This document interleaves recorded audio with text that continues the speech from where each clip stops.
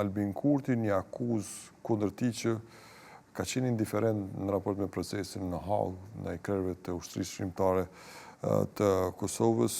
Janë bërë në fakt 5 vjet që kur prej tyre ka nisur procesi atje.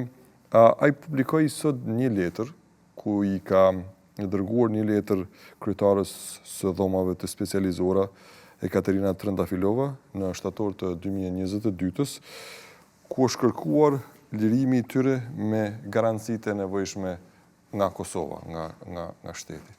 Si e shihni këtë raportin e Albin Kurtit me gjykatën speciale dhe a ka qenë realisht indiferent qeveria e tij në raport me procesin ndaj shkrerëve të UÇK-s në Hagë? Raporti i Albin Kurtit ndaj kësaj gjykate, hajtë them, të lavdohem, pak është i ngjashëm me raportin tim.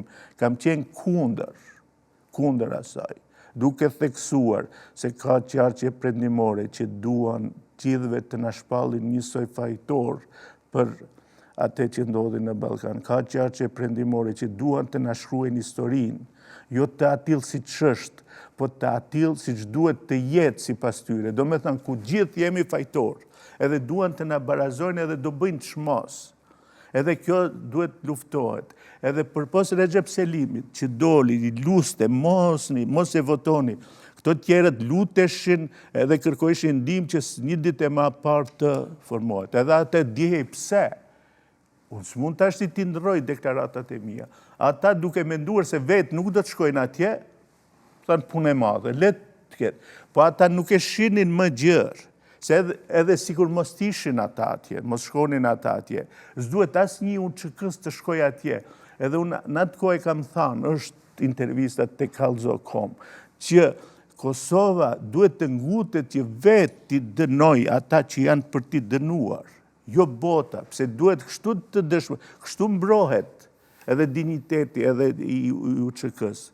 Mbrohet nëpërmjet asaj që ne kemi mund të bëjmë ndonjë gabim, po ne vetë do e pastrojmë vetveten. Jo ju të na pastroni. Edhe ndodhi kjo që ndodhi. Ndodhi më e turpshme që mund na ndodhi. Ata njerëz që në një farë mënyre ishin njerëz që kishin kryesin, mbaheshin si drejtues të UÇK-s, përfunduan atje.